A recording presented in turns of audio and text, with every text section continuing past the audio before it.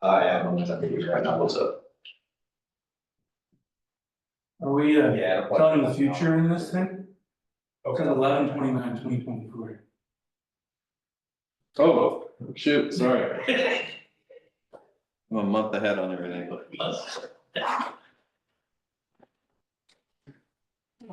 We doing a version on there?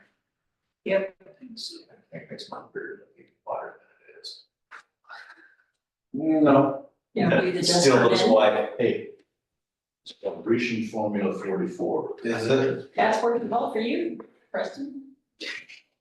You are good enough today, aren't we? Today we made a day, and I knew it. Lionel got pushed you up and keep poking you, so that we lose You it. guys can. Hoping it's. I'll be running, Hope the I'll bear. be running around the room with you chasing me. Okay, so we are recording, but nobody else is attending on this, just for posterity's sake.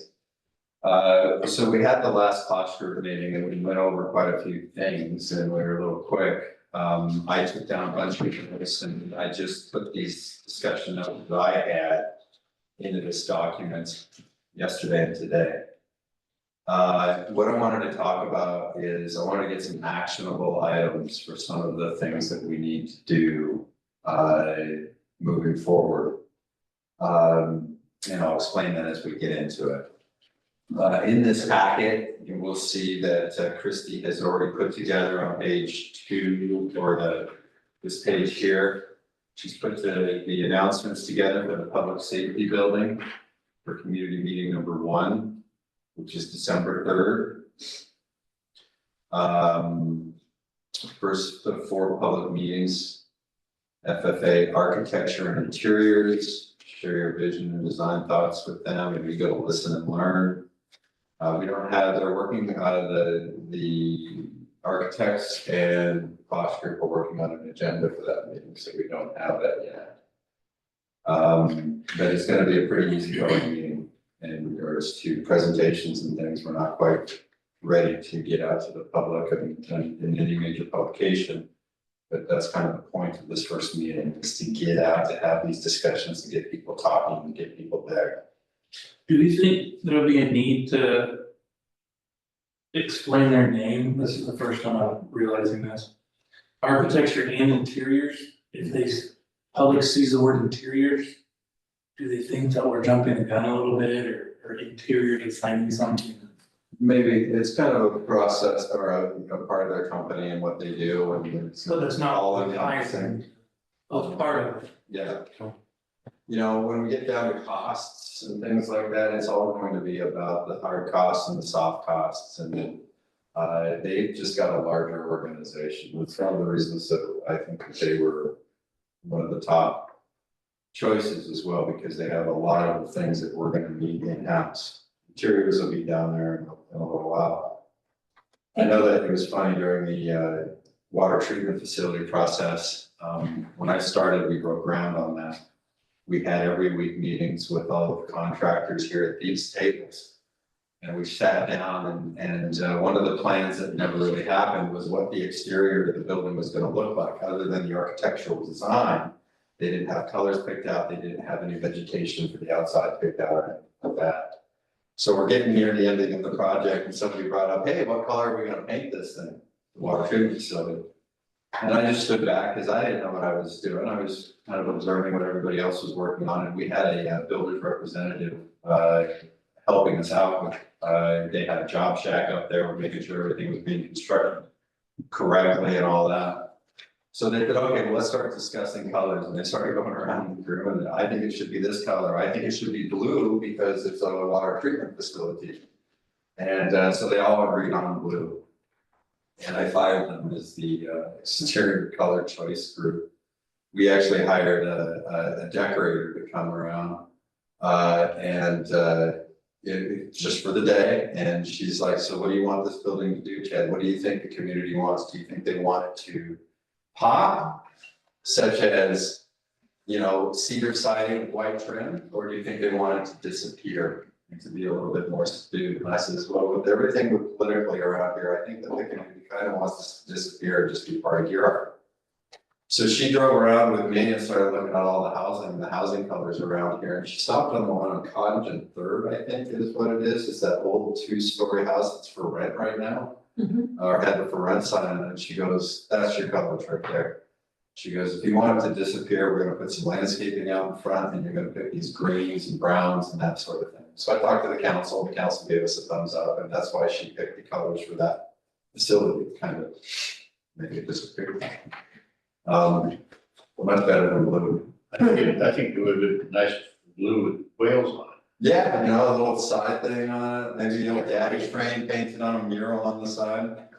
Okay, the next page in here, just to let you know, this is. Before we move on from that though, I wanna say thank you guys for putting this out on the blog. It's already being shared on social media.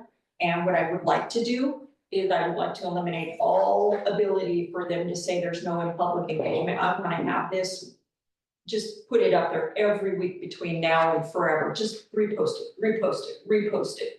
So that we inundate them with the fact that there's going to be public outreach. And if we miss somebody, we catch them the next time. Let's just keep shoving this out in front of them so that they can't deny. Well, at least through May. Yeah, 2025. yeah, at least for the next couple of weeks until we get to the, Months. well, no, I agree. But each time we update this, let's just keep repeating, whatever we need to repeat. There's gonna be a time here soon, if not now, where we can get friendly with the press, you know, and start bringing them along. They're always looking for stories. So if you can give them stories, they tend to not chew your arm off as much. So if we can get them involved and start telling them what's going on, get them excited for this sort of thing, and then we get a lot of free press out of that as well.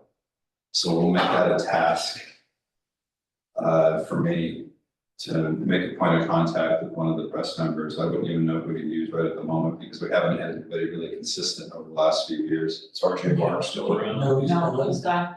Just start with Derek. Derek will tell us who to go to.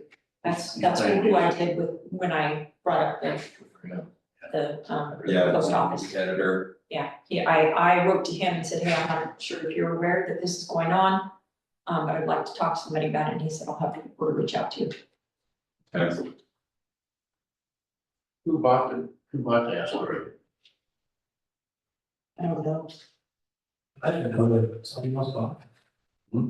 I didn't know someone else bought I don't think that the foresters are involved with it. EO Media. I think that's. Well, that's Eastern Oregon. Yeah, but he owns that as well. That was kind of the parent company. Yeah, that was Buzz. In-laws. Gotcha. Out of town. Just explaining more of the packet, the next page is a draft timeline for the Gearhart Station. That Christie and, Jesse worked on. And I think to me, it looks pretty good. I like how they're talking about the uphill battle against increasing costs and trying to get a new public safety building, not station. We're gonna just cringe at the 2006 price. Yeah. I would say, I would, on the 2006, I would expand the wording a little bit just to make it, paint the picture that this was presented to the public and the public voted against it. 59% to 41%. Also, we're going backwards here. We go to 2022, it fell 66% to 34%, so it's just kind of something back here. Well, there is still that strong desire of people wanting to keep the fire station in its current location. I don't know what percentage of people are, but that's a strong point. What's super tough about, sorry, to interrupt, but it's such a huge time gap. There's completely different voters between them. But I want to make it clear under 2006, if you can change the wording a little bit to say that, the proposal was given to the voters who voted against it. Was presented to the voters. And then you can put failed, but I wanted to make it clear that the voters have already looked at this site and voted it down, so it's not a sure thing just because it's gonna be in this site. The thing, the problem with 2006 is that they just finished paying for voting in a $6 million water bond. 7. And then actually it wasn't $3.75 million, it was, I think 5 or 6, 5 million. Yeah, I've always heard more, where did she come up with 3.75? That's what the question was on the, at the election. Yeah, it was. That was what was on the ballot? 3.75. Yeah, that was for a new city hall, fire station, police station, council chambers, Municipal building. municipal. Like, Like downtown Warrenton. Yeah, yeah, and actually it was very similar to downtown Warrenton, same colors and everything. Downtown Warrenton. Yeah. Didn't belong here in this city. So, okay, I'll put that on there, so. an Yeah, I wanna make existing, it, yeah, I want it just a little bit more clear that the voters said no to that. Voters responded with 59% against 41%, okay, we'll come up with some. Something that, yes. But I think that the information that the water bond had just passed should be also included in that, so that people, I mean, if you're gonna be fair about it.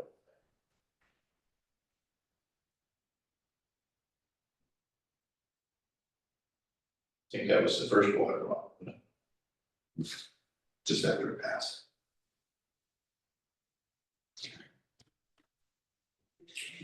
So much you lose 2 time on it.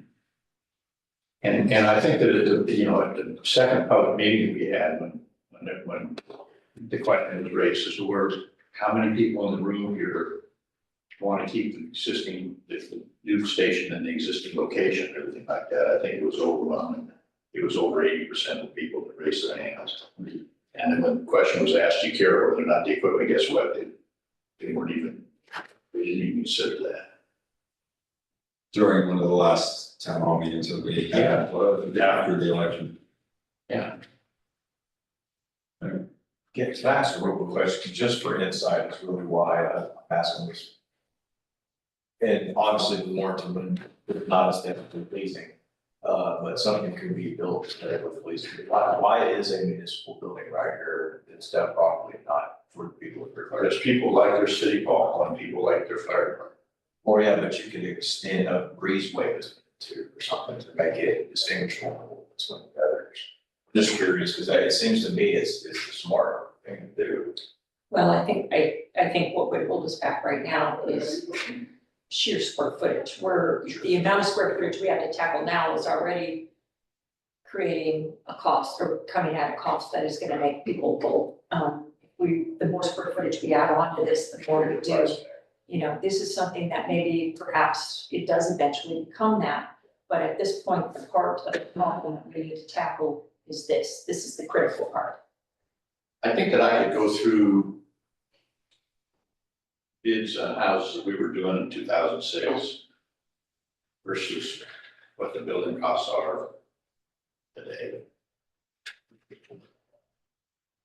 That project, that 3.75, it sounds like a small dollar amount to us, but back in the day, that was still a big dollar amount. And when you're looking at the value of the homes, it was pretty low. And so really net, if you're looking at the same house taxing liability on the public safety building in 2006 to now, it was probably similar, the same cost per thousand. Yeah.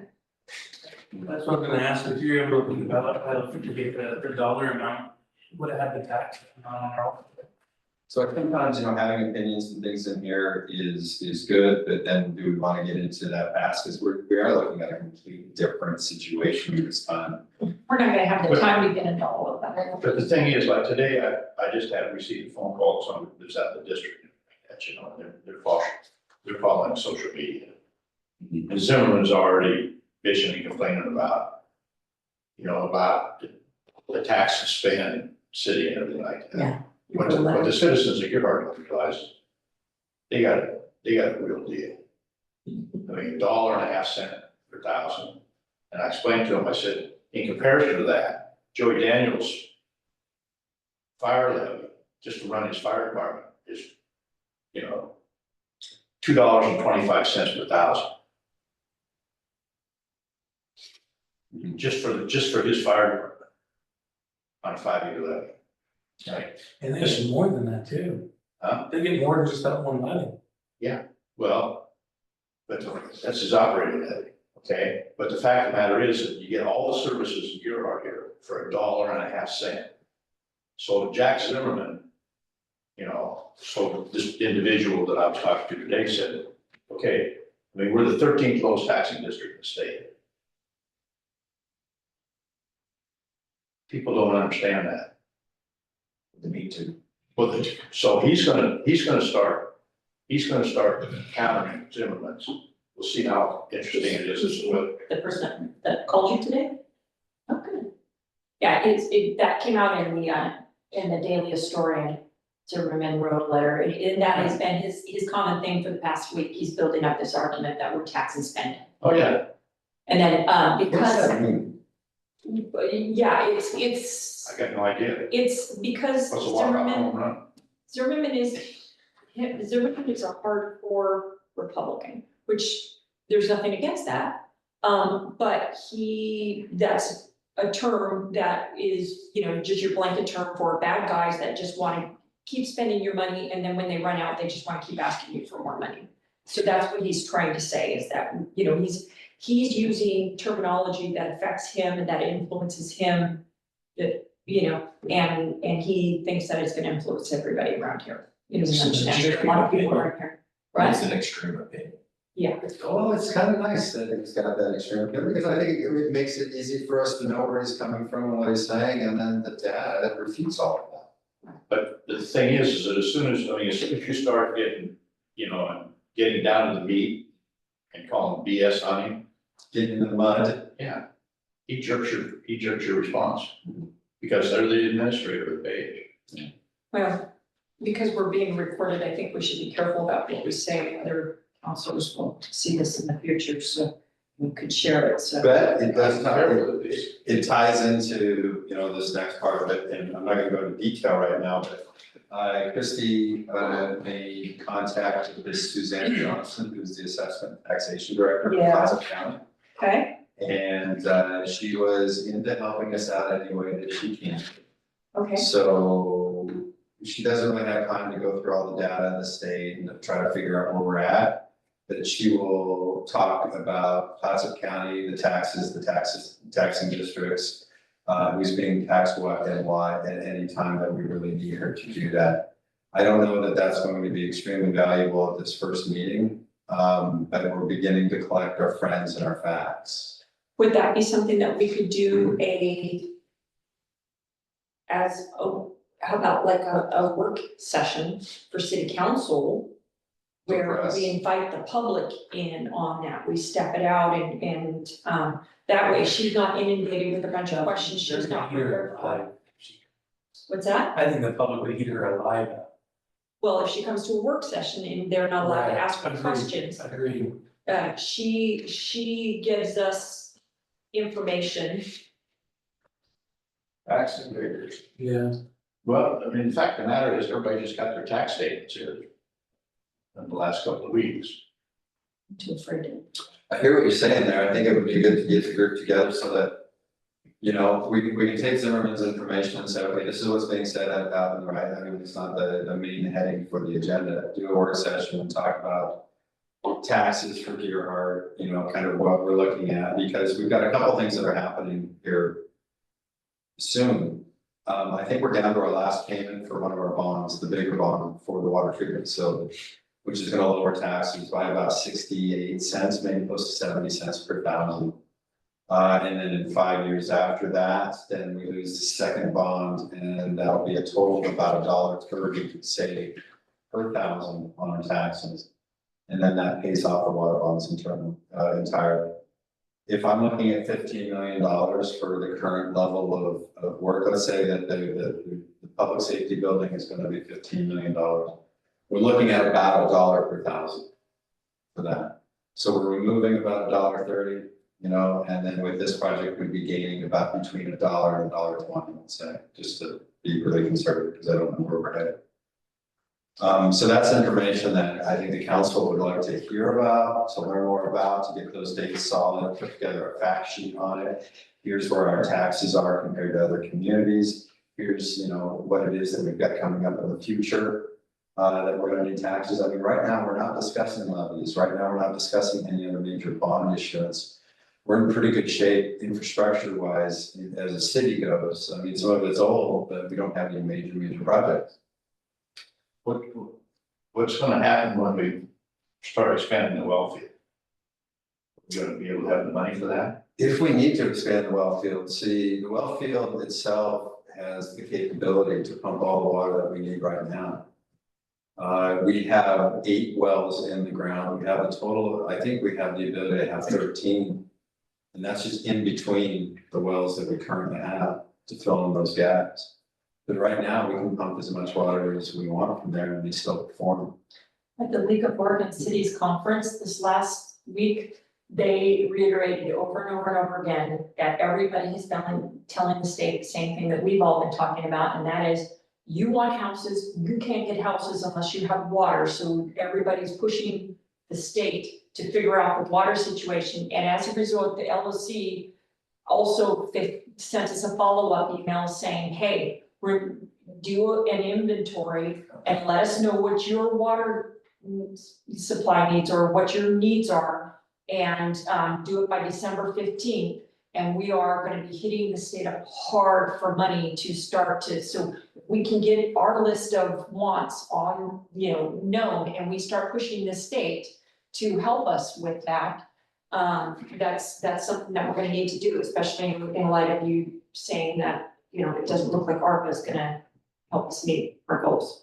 Well, ARPA is going to help us meet our goals. We're just kind of changing it around a little bit. It's But I met it's with- across the line. Yeah, I met with Mark McFadden this morning about that email that you just sent in, and so him and I are both looking at that, and we'll fill it out and make sure we get the information, so we'll make sure that gets done. Okay, so there could conceivably, if LOC hits us as hard as I think they will, there could conceivably be some state money. We need to keep a real close eye on that, so that when that window of opportunity opens up, we slide in feet first and throw a fit and make them throw us out or give us money. Yeah, and I'll clarify more in the city council meeting of what I was trying to get at with that email that I sent you folks here at the end of last week. But essentially, we have the $230,000 or so of the American Rescue Act money that we have to commit by December. The 3 shovel-ready jobs that we have are the meters, the chemical storage tank that we have, and the sodium hypochlorite generator that we're installing. Those 3 things we're probably going to allocate those funds for, and then that keeps our reserve funds available for the potential of a 3rd skid unit and more water as we learn more about the water rights issue. So basically, by spending the ARPA money on these 3 shovel-ready jobs, we're not spending it out of the water reserve fund. We can keep it in the water reserve fund to do that larger project, which is the 3rd skid unit. And the engineering to do that, which would probably be closer to $800,000, which would take a huge chunk of our water reserve fund. So we'll wait to see how the water rights come. What that conversation is all about. We're having it right now. And then as we get closer to that direction, then we can tie up those water reserve funds and start that 4th project. But we don't ask the state, Deerheart doesn't ask the state for money very often. No, This is, not only we need to, well, okay, that's another. it's kind of it's good information for League of Oregon Cities to go and lobby for infrastructure money and water rights. So as far as this taxation, getting back to where we started off with, when she comes to do this presentation, here's what I propose. I propose that in December, we're gonna have a new council, we're gonna swear them in. I propose that we schedule a work session. And in that work session, we cover this, because this is good, valuable information for if we have new councilors and a new mayor, for them to, they need to understand this. And so this would be a good learning thing for them to start, make decisions in the future on, but also remember, the rules and the charter. We need to review those with the new people, so that we start with a clean slate and everybody has an understanding. And those two things could take up a whole work session. That's what I propose. I don't know how you feel about it, Justin. Hey, the more information that we can give from whatever new counselors we have, it's gonna be beneficial, you know, to their broadening of their knowledge. Well, according to the, I'm not sure if it's the charter or the council rules, but you only need 2 counselors to say we need to do this and we can do it. So you just had 2 people say we can do it, or we need to do it. Got that down. I'll take a look at the tax presentation. We'll look at the future scheduling of work session about tax info for the counselors and council rules. Yeah. Okay, so of course the tax. Okay, the next pages that we have in here is some basic work. So Dana and I we are supposed to get to know this tax information a little bit more. Put together a 1-page presentation that has all the tax data on there. There wasn't a due date on that was issued to us to get that task done. So in the meantime, what Christy did was make contact with this person at the county. And then what I did is I dug up all the tax information on the state of Oregon and got us some basic information. There is 237 cities and municipalities in Oregon, I think. And yet I've only got 231 on this list.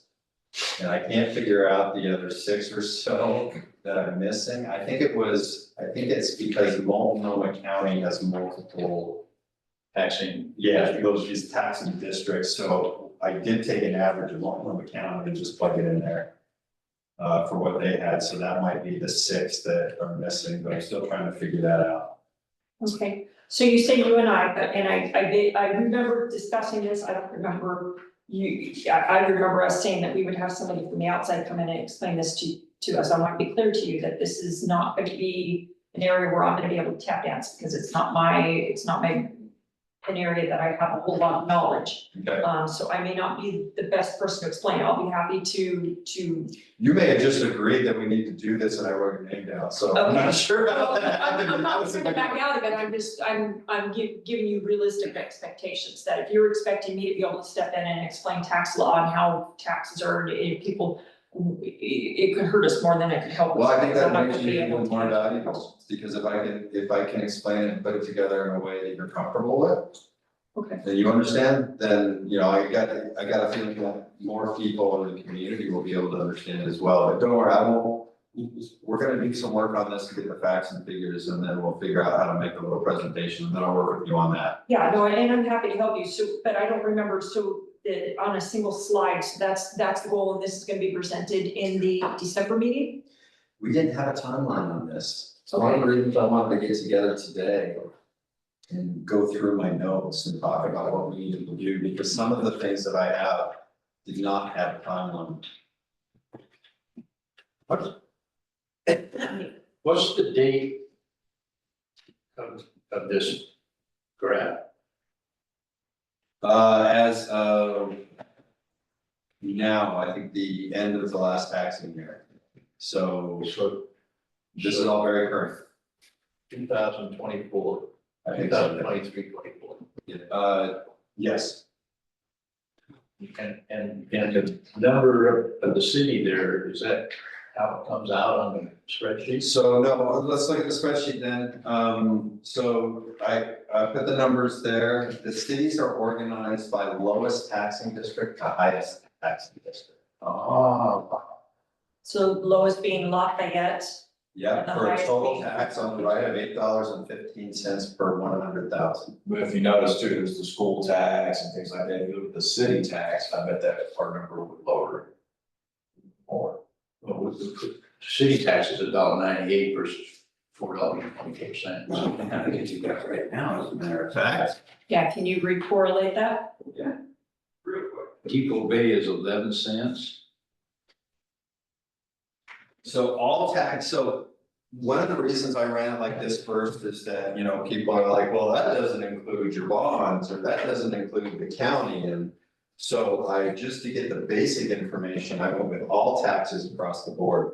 Okay. And to give you an example of what those taxes look like, at the end of this, I added a simple taxing district sheet right here for just a house somewhere in your park. That explains where those tax dollars are going. What I do.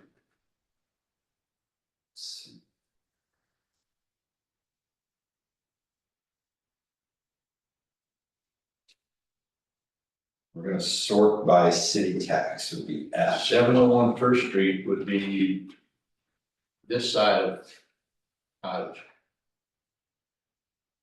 Yeah. You know, you know that? The store is $6.99. Hmm. You want the best fees. 1300. Who's this? Starts this. Well, and the fire department is 670.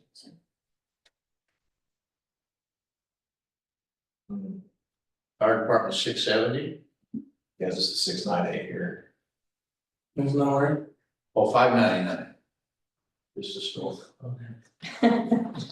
So our total taxes for the Gearhart City of $1.98 includes it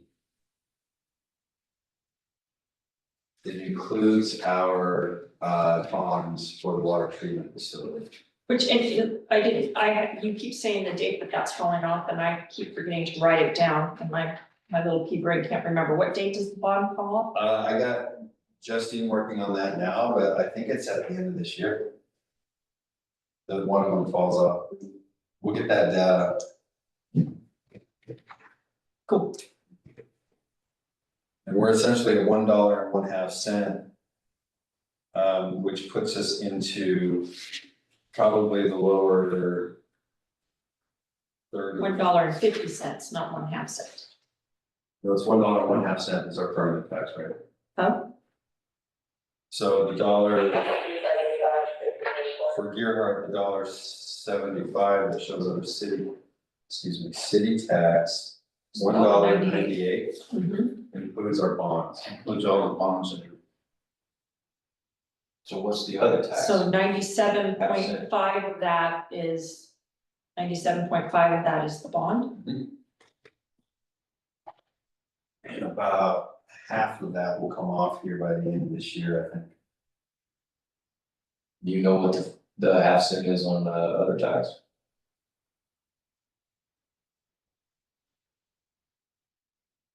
Under other.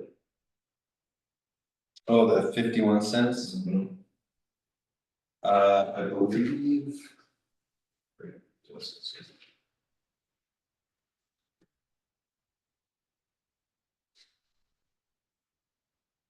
I believe that is our road district. We have a road district that is Probably tax rate. 6 cents per thousand. Want me to rip the Band-Aid off or just take it off pretty straight? Well, we can get it here for you. Fine, if you want, let's see. So the interesting part is, and just like we felt, like the information is coming out that we are one of the lowest taxing districts as far as cities and municipalities in Oregon. Just off of, we're the we rank 22nd lowest out of 231. And all together with bonds and school taxes and all of that, we're the lowest city in the county as well. And taxes are about to go down another 60 cents, which should put us solidly into the lowest 15.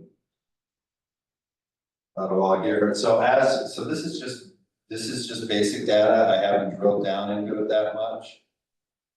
And I think that with this data and what we're trying to get, we'll be able to invite Zimmerman to our next work session and then have him explain himself a little bit as what he thinks about our tax and spending. Mine actually went down. So. Is your assessment, You go down? Yeah. Your Well, assessment. I haven't looked at that, but this is what I paid last year. This is my opinion. So. Is this off of one? I think the valuation. That is measure 5, Sure, the value because I approved and my assessed value. So that in This millions of right dollars. here for the Jacobsons. So what is that, 2? So That 900, is, Elgin City has $950 measure 5 value of about 2 million. and Okay, in so addition to that, okay, you get that's the 6 bond million. measures, which is Clackamas County and the community So- college and your art. Abandoned City is And then school district 10 is another $400. Oh, cause there's more that this, okay, That's $1,350 roughly. Your taxes went down because our valuation went up. And so in the past. Compression, right? Compression isn't a factor here because that's allows cities to tax a total of $10 per thousand and no more and no less. Cities that are getting close to that amount are experiencing compression because they can't raise the taxes, yet their expenses are going up. Mhm. Our expenses are going up, but we're only $1.015 per thousand, well, $1.75, right? So we've got a lot of room to move, so we're not feeling any compression. When we first got the water treatment facility bonds, it cost the city of Gerhartians about $1.30 per thousand. That was enough money to raise enough money to maintain the payments that were on a 20-year schedule. They're set. They don't really fluctuate. The only thing that fluctuates is how much is going to principal and how much is going to interest, right? Right. And we're paying more on principal than interest now, hallelujah. What happened is our valuation kept going up and new construction kept coming up. So now everybody's tax bill on just the bonds have become less per thousand because everybody's paying their fair share. And so your taxes are actually effectively going down. So before we were paying $1.30 per thousand, now we're paying about 74 cents. Because of the new houses that have been built that are now on the tax roll. Yep, and the increase in value. You know, that has been coming up at 3%, plus the new houses came in at full tax rate. Right, so it doesn't look the same. We're getting more value for our dollar essentially. The payments are becoming less because we're spreading it out among more Gerhartians and higher value property. I'm seeing here the reason they reduced my real market value by 51 mostly, so that's why. Well, no, your assessed value is all it's taxed on, so your real market value was just a fund number that they put in there. Your AV or your assessed value, what did that do? Right, That actually, that did increase, because legally, measure, 5 and 50. yeah, limits the amount of taxes in Oregon go up to 3%. Now, your property valuation, your market value probably increased more than 3%. But because of the starting date, I'll go up 3% per year. So, yeah, so your taxes actually went down and that's because of the bonds. Bond payment is consistent. So we're spreading it around with more people. Interesting. By the way, did you look at taxes lately? Did you notice that the city of Gerhart actually went down? Tax expense. And it's gonna continue to go down, even after we get, I think that after we finish this public safety building, we're still gonna be paying less taxes per thousand than we are right now. And so on, so that's good selling. But as long as it turns out to be true, that's why and they don't trust us when we say that, so that's why we talked about having somebody from the outside come in and explain that. When we get there, there's a couple of organizations that want to participate with us, like Baird, some of the municipal bonding issuing organizations. Right, that'll explain the insurance. Very smart and people that come in here and then tell you, okay, here's what it's actually gonna cost. If you folks are looking at $20 million to do this project. Here's what it's gonna cost the taxpayers if you're part of this amount of money. Here's how much principal you're gonna pay, here's how much interest. This is what it's gonna be for your taxes. They've got the whole departments to help with that. They would love to help us out because if we go for a bond, they had the opportunity to go for our business. Yeah, so I would propose that is going to be a whole work session in and of itself. Once we come up with the price, that again would be, we would probably want to do in a work session. So that they do the presentation for us, but we invite the public to come in and also hear it. Similar to how we did the elk thing. So we get the information, but yet they don't get tapped. Okay, put that on the work session to-do list for us to look at with tax information from counselor, bonding agent, maybe coming in and explaining how bonds work. And you know, by that time, in a couple of months, we'll probably get in touch with some costing.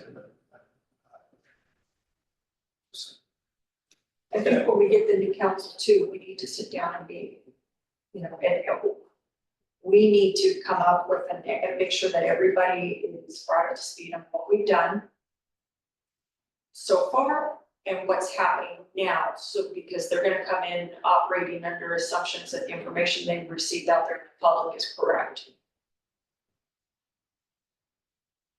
And I mean, you look at pictures of, you know, Stuart Evans put up on Facebook of completed stuff that's not even, nobody has nothing to do with anything we've been working on. You know, it's interesting, there's in one or two of the town halls, we took a moment, this is early on, to say, all right, you know, we got a minute here, we're doing kind of a round table with everybody and asking questions, and somebody said, what rumors are out there that you'd like to discuss right now? And oh boy, did they come out, hey, yeah, I heard online that somebody was saying this, oh, that's great, thanks for bringing that up, no, here's the facts. Oh, I heard over here there was this, and then eventually everybody started turning to the same people that were spouting all this stuff and going, yeah, I heard this too. And we got it out, so there might be a portion in these town halls to say, let's talk about the rumor mill and what's happening out there. We might have to do it over and over and over again because, you know, Every meeting. Sally may be at this meeting, but Sally may not be at that meeting, and we don't want to, we have to repeat things, so we don't. Believe nothing of what you hear and only half of what you see. I forgot you said that. Oh my God. I said that. Okay. So there's the basic taxing information. The thing I'd like to take away from this right now is that we are in pretty good shape. And we are correct in that we are a very low taxing district area. Now we just need to get the facts out in the way that we can present them. I'd like to take a look at the city of Astoria. Yeah. They're near the end. Oh, they're on the last page. $8.73 per thousand is their city tax number. Holy moly. They got a couple loans too. Okay, so 1991 is estimate. Okay. And the city of Portland is $19.63. The reason why I brought Portland, the reason why I brought Portland into this also is that many of the people that live in this town also live in Portland. I'd like to know what Seattle's are. No, you don't. Yeah. Yeah. What do you mean, no, I don't? Actually, Seattle might be better because they have an income tax in Seattle, they're not relying as much on property tax. Yeah, we can make it harder. But I bet you their valuation would be more right around the water and stuff. Yeah, but it doesn't mean that they're They paying could be more, yeah, their valuation could be more, but that doesn't mean that they're, that the government relies on property tax per That se. much, yeah, 'cause they get a lot of the heaviest then. Typically, when governments rely on, it's called three-legged stool. There's your income tax, your sales tax, and your property tax usually support government. Oregon is unique in that it doesn't have the sales tax per se unless they, yeah, right. And they don't give the income tax to the cities, they give the property tax to the cities. The cities rely on the property tax to support them. And then the state created Measure 5 and 50 in the 1990s, which are good for all of us who are paying the taxes, not so good for the cities that have to now figure out how to, how to meet the increasing needs without the increasing income. So it's a struggle, it's interesting. And that's why they're always trying to create different ways to tax. I don't think that this sales tax. It's got two listings. Say again? Oh, I tried to keep that out. 213, 207 and 213. They're two different. Los Oswego, Lake Oswego. Oswego, and there's one that says that they 29, what is the 29? One that is, Yeah, I'm not so sure. I'll have to take a look at this. They're two different. yeah, sometimes, yeah, maybe, sometimes, I'm looking at, Yeah. Lake Oswego. There was many of these cities that had 4 or 5 different taxing districts within their cities. I Yeah. think that like, what do you call that when you are the downtown association? Much of the local improvement district. Yeah, local improvement districts, things like that are different in certain areas. So that's why like Multnomah County had a whole list of different taxing districts depending on where you live. I just combined them and averaged them, but I missed that one. Okay. Yeah, it's called an LID. Yeah.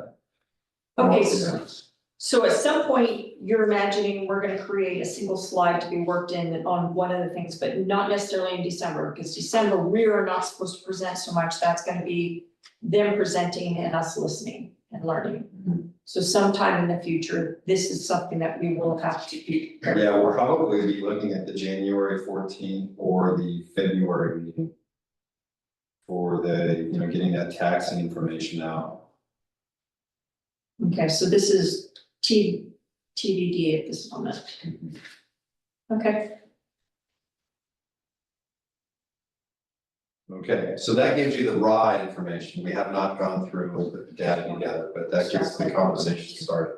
cool. But I think any of us can go out when we're talking to people and confidently say that we're one of the lowest taxing districts in Oregon. Taxing municipalities in Oregon. Okay, back to page 1, some of my notes and things that we brought up during the last meetings. Was for the public outreach engagement, this one was coming up December 3rd. Whenever we're talking to people, we need to get in there asking us questions about this public safety building. Make sure that you, at the end of every sentence, invite them to that particular meeting.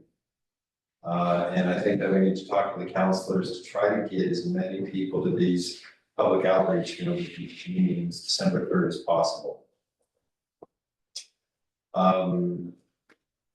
So I will be happy to share that on my Facebook page. But maybe also write a letter to the editor.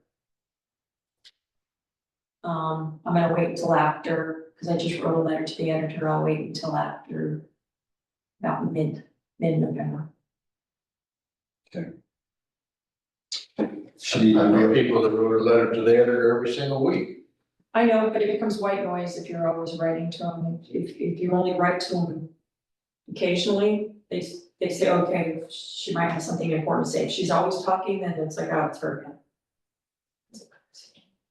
Or to some people online. Plus the elections might be a good idea. Yeah, it'll just get buried in election stuff, right? The other idea was to encourage our volunteers to attend the town hall meetings and boost engagement. Have you had any more thoughts about that? Because right now it seems like the fire station is doing pretty good as far as people's attitudes toward this, they're still a little shy from the last They're one. extremely shy from the last one, and everything that happened last time. We have always had a handful at these meetings, but they are extremely shy, no more show up because of what happened last time. Yeah, and I'm a little nervous about that. I do not want them to become targets like they did last time. This is They something put we, themselves in the middle, right in the middle of the target hole. they did, but it was still, the result was inappropriate, and some people, the people that did not place themselves as targets bore the brunt of it, and I don't like They it. did, And and they're I've said hard, multiple times after it failed out 6 volunteers last time. Well, they're not expected to make any kind of presentation, and I would suggest that it's okay for them to be there if they'd like to watch and kind of get an idea of what's going on. Another thing is that people. They aren't expected from us, but the couple they have come to, they've been cornered by the public, and they kind of were uncomfortable from.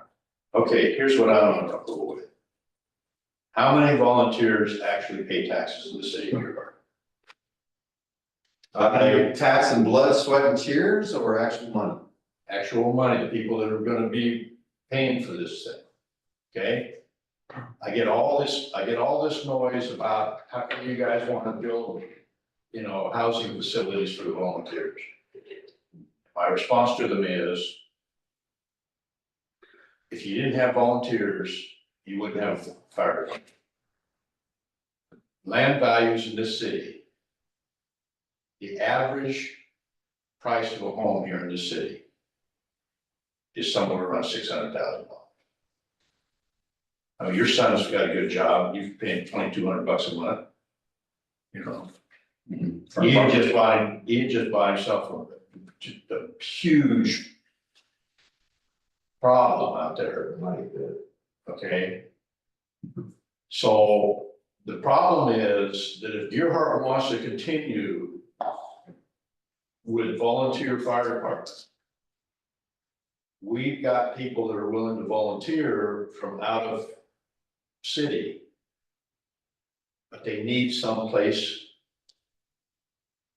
you know, on a temporary basis in order to be able to service this So community, we can establish. That's the perfect answer too. okay? That's the answer that I give them, is the reason why we need dorms and we need, you know, I mean, you're gonna have two or three bathrooms. No, that's the perfect answer. Okay. It's threefold. The reason why. Number one, it increases our recruitment pool that we can recruit and get people from outlying places that might be interested in coming and help us. Number two is it meets OSHA requirements for decontamination. And number three is also, and what we should be considering, is that it reduces response time.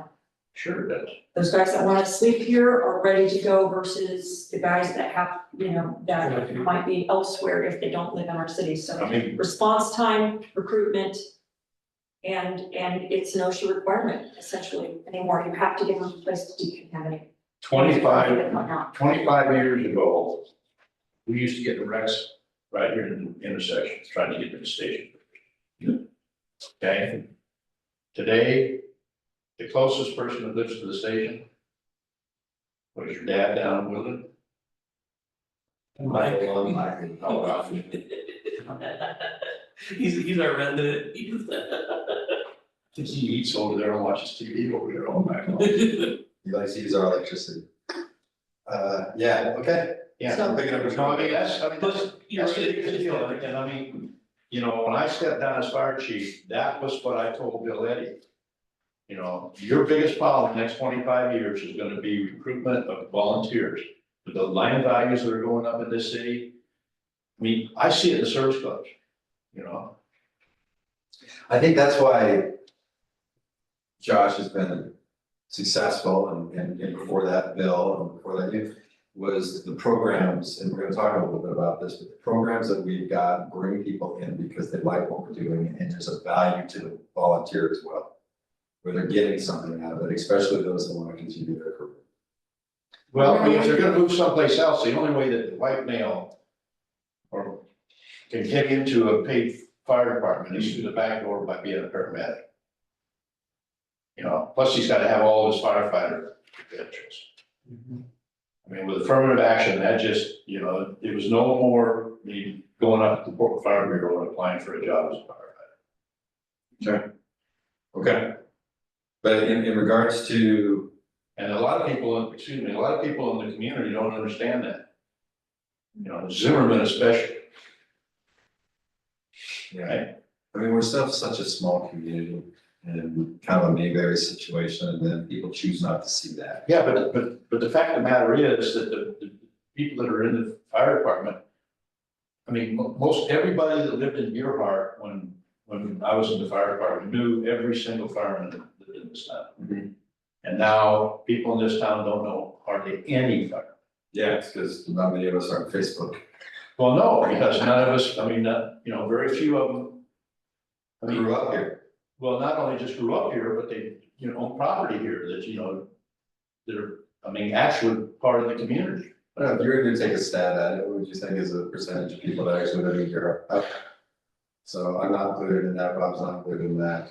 No, I would venture to say it's a third and a half. You know, I We mean, figured it out when we went last time. And it's different now. it's, in '06, there were 9 people in the fire department that lived in the city. And that was in '06. Yeah. Everybody else lived in the district. Yeah.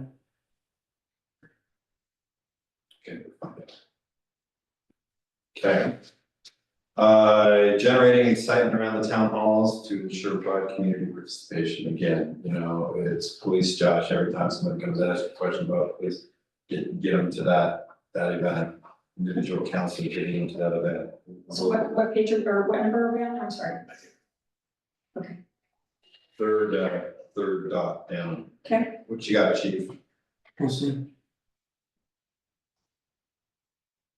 Gas leak. 4 gas leaks no less. Or what? Gas leaks, natural gas leaks. Nice having you. Good talk, let's do it again. Somebody went through the light being about 55 miles an hour. We'll see. Well, they just went to 5-0, 100 seconds. You guys be safe. I know what I copied. Okay. Information and presentation materials, we talked about the tax information on a single slide, we already discussed that a little bit. Christie's got the timeline put together already. We talked about a QR code creation to direct residents to online project information. How now so help me understand clearly, who's gonna create that and, is this gonna be something that's gonna be ongoing or it's gonna direct them to information within the town hall or it's gonna be like at any given time? So we're gonna be working with FFA to put together an informational page for the city of Gerhart. It'll be an additional website. And it will have the current information, frequently asked questions, the meetings that are coming up and all that.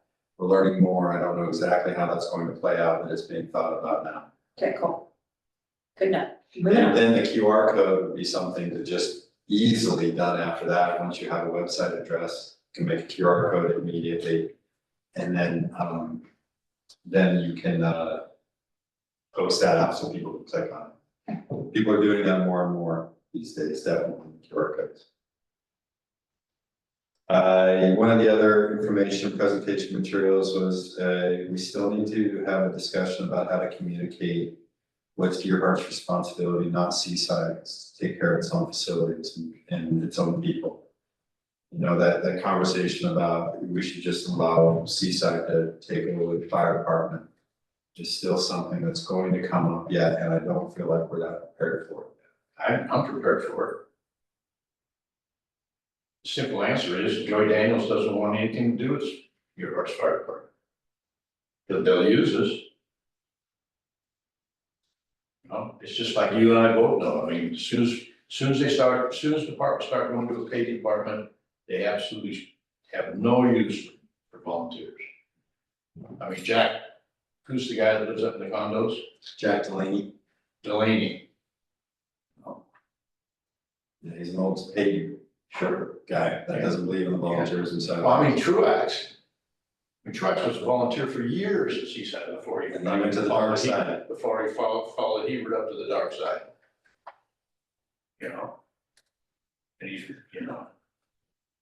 Well, I'll be happy to write up a letter to the editor again, a little bit later when the time comes. After, The thing is that I think that the circulation of the Astorian is down to, they've lost probably 50% of their. yeah, but here's what I find is that, so I don't feel comfortable posting things on our local social media post sites anymore, because they discriminate or leak things.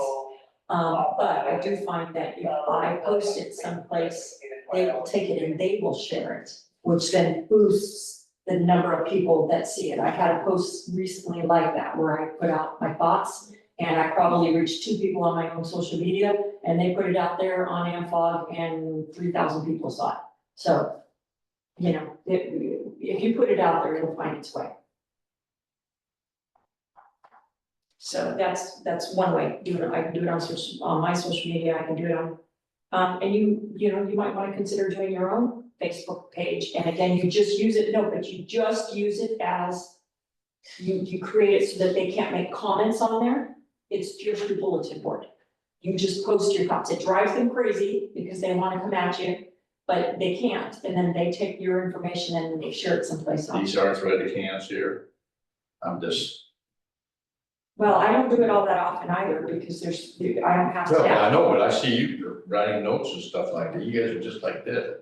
Yeah. I took typing at Vincent High School, Okay, so, so we gotta come up with a game plan for that, we're not gonna do that today, but yes, no. I Discuss agree that communication. that's- Well, also for tackling some of the things that come up, those reoccurring arguments against the project, like why don't we combine with Seaside? This is gonna be a working document for us to continue and kind of talk about things that we need to do, haven't done, want to do. So I'm gonna keep adding and subtracting this and then adding some more information so that we make sure that we're covering our bases. So under this, I guess for future, if this is gonna be a growing document or a living document, it's gonna, I would say discussion should involve, like he said, not only does is Joey not interested, but Joey wouldn't even be able to make that decision if he wanted to. The entire city of Seaside is not, their mayor, their city administrator, nobody over there wants anything to do with this. That's number one, is that the management and administrators of Seaside aren't interested in doing it. Number two, I don't know that it would be in the best interest of Gerhart, because we are paying, the only way we're paying for fire right now is through our city taxes. They're paying a levy. If we were to go to their employment model, we would then have to create our own levy, so we would increase costs for staff, which we don't have now. there's a lot of bad blood between your hearts. Yeah. The other thing is that it wouldn't solve the problem for either our fire station or our police department. We'd still have the police component of this. Are we writing this down? Yeah, You're keeping track of it? Yeah. The other thing is that in order to do that, not only would the Seaside manager and council and, the fire department want to do this, but also the citizens of Seaside and whatever districts they're involved in would have to agree to it, as would everybody in Gerhart and everybody in our district. In the Gerhart rural district would be impacted by this and would have to have a say in it. And then if, let's say we did overcome all those hurdles and everybody said yes, then Seaside would have a say in whatever our building was to become. We would have less control over it, where it's located and what it looks like and how big it is and yada, yada, yada. People in Seaside would then be allowed to vote on that. So it gives that control. The fact of the matter is, not in my lifetime, but within the next 25 years or something like that, you're gonna wind up with 2 fire departments in this county. Well, it's possible, but it will Okay, be, I mean, but there's still going to be, just like Dana, Portland. just a minute. You've got Hamlin. You've got Elsie Vine Maple. You've got all these little tiny rural fire departments, right? Where are their volunteers? I mean, the chiefs, they got a huge mess up there in Elsie Vine Maple. And Hamilton, yeah. And Hamlin, okay? I see in the future that you're gonna have a North County fire station, fire district, and you're gonna have a South County fire district.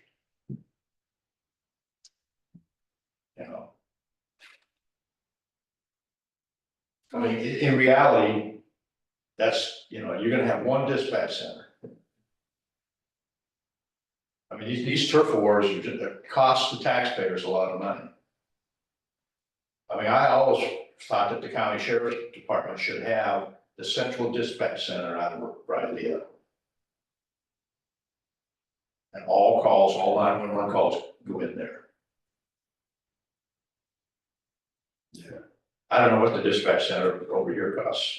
We've been talking And then about, Cannon Beach has got their own dispatch center. yeah, they don't do dispatching, they've got a backup EOC dispatch center that they use occasionally, especially during power outages and things. That's been a conversation over the last 30 years. Yeah, I know. And it seems like they can't figure it out. Going to the districts and the taxing on that is a complicated affair. But I think once that volunteerism is gone. Yeah, you know, and part of the reason that Seaside is a little frustrated with Gearhart is that we're going against the narrative. Narrative is that everybody's losing the volunteers. And right, so they start making decisions to bring in paid guys, which Well, yeah, but further exacerbates that. the reason the Seaside is doing that is, back when I was volunteering and everything like that. I mean, Jim Hurd used to work at a grocery store across the street from the fire department. As soon as the siren went off, if he had a carton of eggs in his hand, they were on the floor, and his apron was in the middle of the street. Sellers would just, he put up with that. Today's business society, I mean, if you're running a restaurant, you can't have one of your employees just taken off in the middle of the shift. And that's the reason why Seaside has gone towards a big department, is because the volunteers, the employers are not allowing the volunteers to be able to go to the station. That's part of it. That's a huge part of it. Yeah, and the other part is that once you start going paid, you get up to that level of expectations for what people need to learn and do. And that level of expectation is not easily met by volunteer anymore. And so now they're not as highly trained as some of the other staff, because you've got the people that are there all day training versus the people that are not. Then it becomes, no, you can't go on this call, you can't go on that call. And not only that, but the paid guys are making the first and the second engines out, and volunteer guys, their job is to back the trucks in, clean them up afterwards. And that becomes, less and less. It's demoralizing. So it's all those things that are happening. Thankfully, they're not happening to us as though, at the same level that they are in other places, like Christie in the state. But the whole thing is, I mean, that's another reason, as an explanation for the reason why we need to be able to house our volunteers. All of that argument that we just discussed goes against their argument that if we go to a district, we won't need this, because actually, if we have to then, if we are increasing our service area, and we will have to go to paid people, then the NFPA standards become even more. You have to have the number of bodies you have to show up on different types of calls increases. And you can't do that, they're not gonna be able to respond. These people are imagining everybody would be able to service Gearhart at a Seaside. They can barely service Seaside. We would, even if we were to become this district, it would still be like what you see in Portland or other large cities, where you have, yes, we're all one, but we have different points of origination where the, Multiple small substations. areas. And Gearhart's not gonna go away. We are the center of this county. If anything, this is where they should be putting the dispatch center. They should be throwing money at our project and asking if they could throw their dispatch center on our project. They were interested in doing so on cottages. Because they're looking at moving the emergency dispatch center out of Camp Riley as well. Because So- Camp Riley is gonna go away. Yeah. No, I'm not so sure the Camp Riley is gonna actually go away, but they're gonna get us, and I mean, We're working on they're gonna go someplace around Herms. it. Okay, so volunteerism and program analysis, this is something I wanted to work with the two chiefs. Yeah. We need from them data-driven insights on volunteerism, so I'm gonna talk to them and put some expectations on them to give us some data on that. And also discussing the current programs that, like Chief Como, he's got the intern program, the schooling reimbursement program, and the Get Your EMT program. All those things that help people make decisions to come and volunteer for Gearhart. And that's one of the reasons why we're getting those. So The EMT programs really, yeah, and right now, we're gonna start paying for 3 paramedics to go through school as well. And start looking at some of that, and the cost of the paramedic schools and that are actually going down for the cities because of what Oregon's doing, so it's a good time. I think we've got 2 paramedics on staff. well, the state of Oregon needs to realize that, most communities, the ambulance, for instance, used to be able to ride with 1 paramedic and 1 EMT. Now you need 2 paramedics. In the Portland area, now they're sending us, because they can't do it, now we get, just, paramedic or an ambulance unit with just 2 EMTs.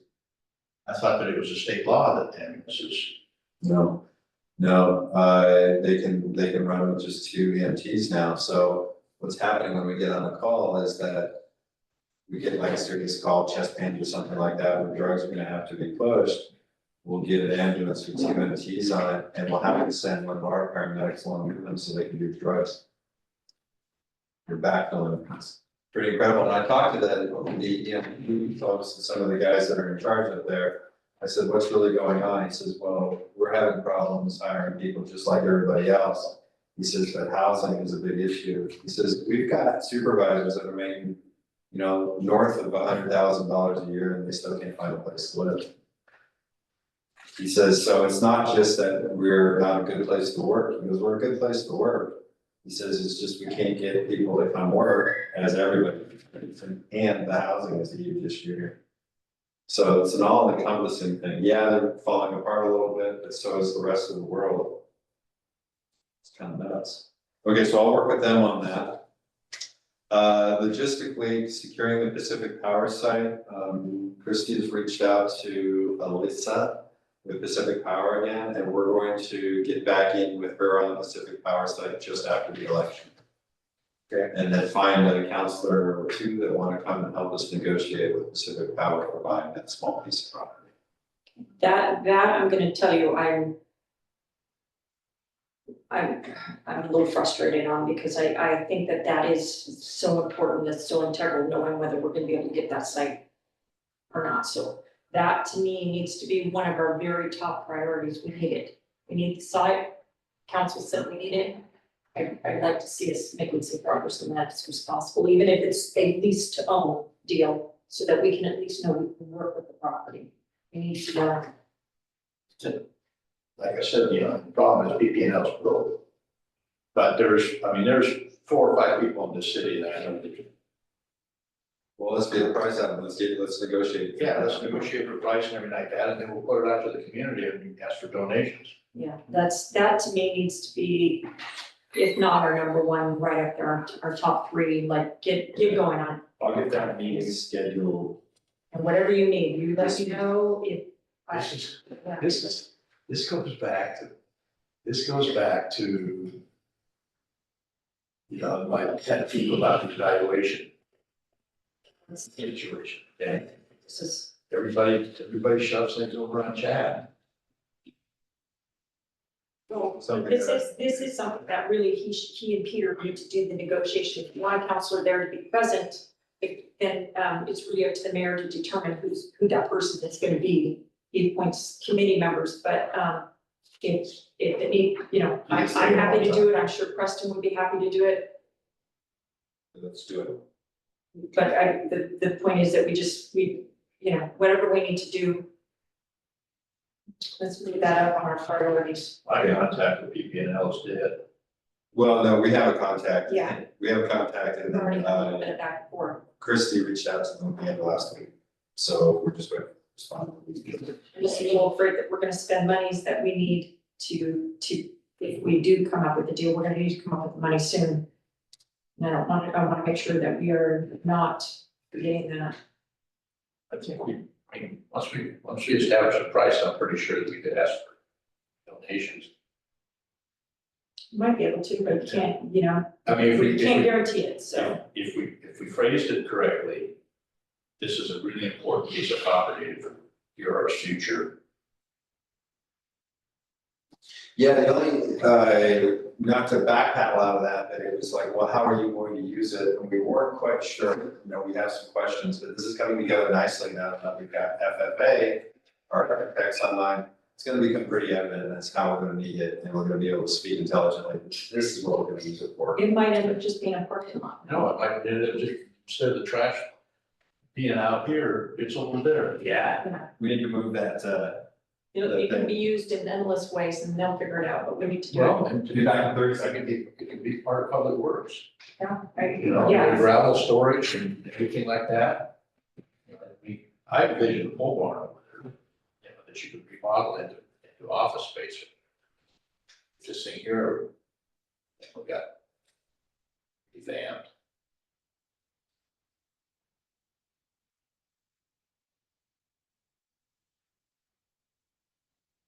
Yeah, I mean, the background between Seaside and Gerhart go way back to the downtown development deal with Seaside. You know, that and it goes even further back than that when Seaside tried to get the DEQ to force us into sewers and stuff. And that was, you know, there was a building moratorium. What year did that happen? It happened in the seventies. You were talking, you know, as far as the tax rates, well, you got to be like big fed house, like that. He's got houses down there. I mean, he says, I really look over my Poland tax statement, but he said, the tax statement, your house, I just write a check. Nothing to question. It's such a bargain.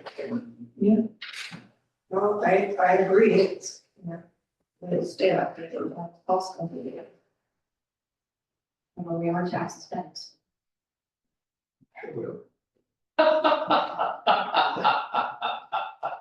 I think that- So far from a tax and spend, I'm like, I no, think that there's two counselors in this city council that need to be paid. You bring it up. Okay, so yeah, no, I like it, but you're gonna be on your own to get pitching that argument. Okay, so where were we? Logistics number 4, the idea, Power sites, we need to work on that, we move that up, I'll let you know what's going on, we're working on that now. okay. Consider all hazards events, define objectives and strategies for the responses. So this was where we were getting kind of tied into just discussing tsunami. Right, and we need to remind people that we are at risk of other things. So that's what I'll have police and fire Josh's work on that. Needs assessments. So in the past, we were beat up pretty good for not having a full detailed needs assessment done.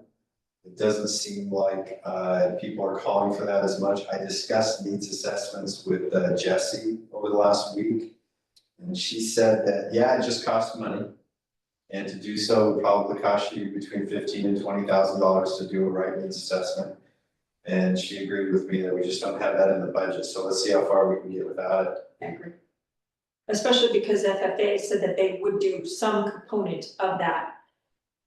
So, Oh, did you guys see, did I get you the last copy of the goals?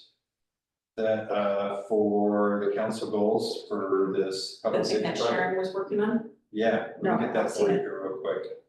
is that something that we can see outside of the council meeting as long as we don't comment on? Well, you can even comment on it, you just can't make any decisions, you know, to say that, yes, this is what we're going to do, which you can't do anyway, because there's only 2 of you here.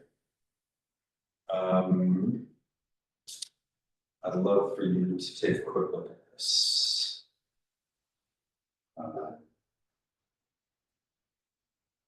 So it's gonna be a no on a formal needs assessment. Or at least a not now. Well, the thing is, that the two chiefs need to come up with what their basic needs are versus what their wants are. They're gonna be working on that with FFA, and FFA will also They're working on that. help them. FFA knows enough about this kind of stuff to be able to tell them, that's a you want, but you don't have to have that, we can solve that in another way. So that'll be, you gotta trust them to, because they want a successful project that the voters will go for. They're not gonna do things or agree to things, or they're gonna try and deter things that would just run up the budget and could be handled in a better way. It's one of the benefits of hiring them.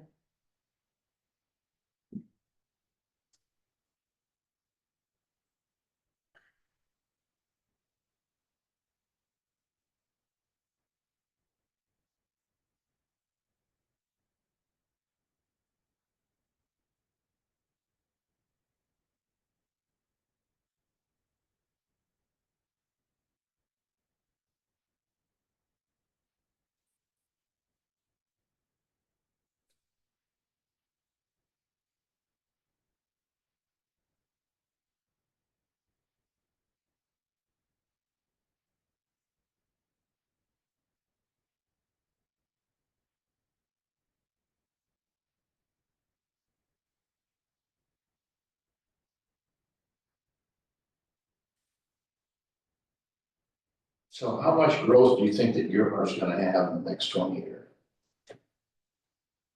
About as much as we've had in the last 20 years. Yeah, but, I mean, they had the Stables property. We haven't really grown, right? Not since 2002 have we added any areas to the city of Dearborn. And that was just the area past Buds, including Buds and across the way. And so 2002 was the last urban growth boundary expansion that we had. And in the meantime, what we've done is we filled in, so we went from 60% unoccupied homes to more like 45%, maybe even 40%. So a lot of our homes that were just empty have filled in. Yeah, but I mean, the city limits used to end at 10th Street. So you've got all that development down there, Ritchie development property, okay? Pfeiffer Heights was in the city. Chisholm's property was in the city. Bud's was in the city. Because it was a continuous line from Summit all the way through.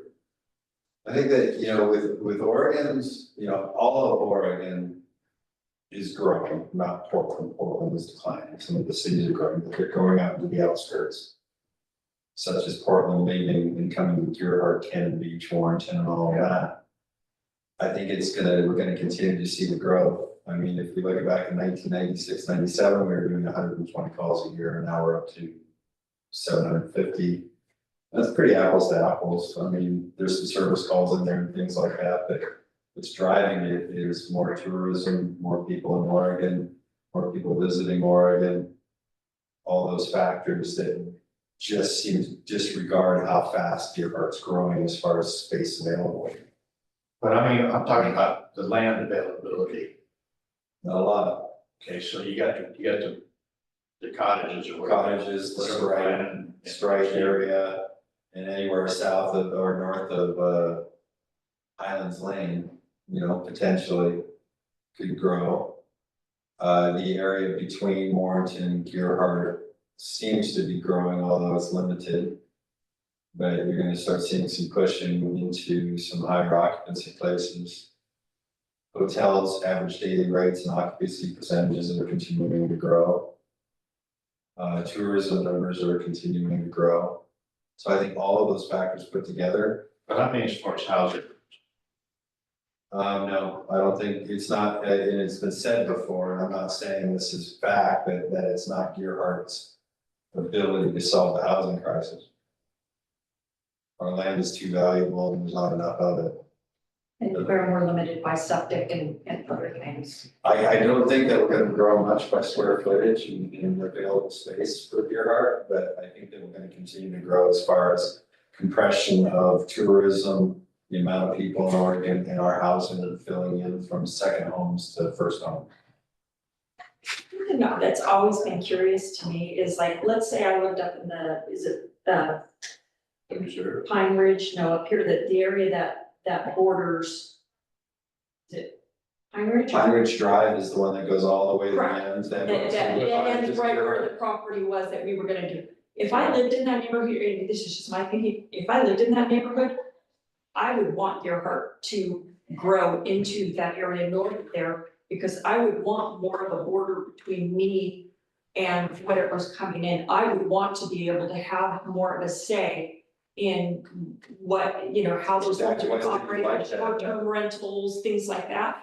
I would be first in line saying, we need that area, we Yeah. need it. The only thing that scares the heck out of them is that we would ever make a connection between like where the cottages at Deerhearts are and the Pine Ridge Drive. Right, and it would become a major Yes. thoroughfare, I Yeah. get it. But you're right, it does behoove a community to control the areas that are outside of it. Right, Otherwise, going to develop if into I lived something. anywhere on our completely different. boundaries, I would want some insulation between me and the decisions that some of the communities around us are making. 20 years ago, I said to Malton, I said, if the city council is so concerned with that thing, why don't we just move our urban growth boundary on out to the school district line?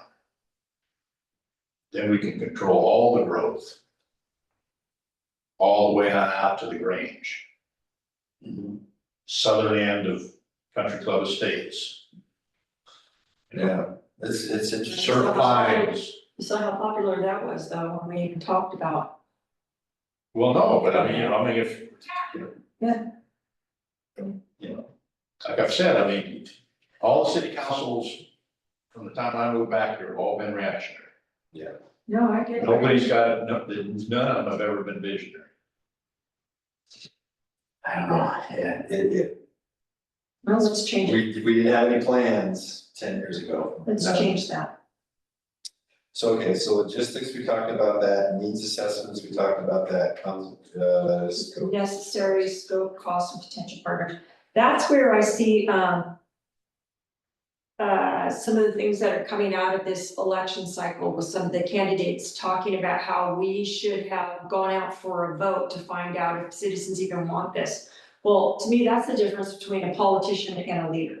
A politician tells you what you want to hear, a leader tells you what you need to hear. At this point in time, I think we have to be leaders and step up, tell people, I don't need to know whether you want this or not. I'm telling you, this has to happen. I know things that maybe you don't know, that I'm here to tell you that we are gonna lose our fire department if we don't take some action. So it's not whether you want to do it or not, it's how do you want to do it is the question. I think the majority of the people in here are realize that this fire department here needs to be Right, replaced. Let's make a comparison to the last.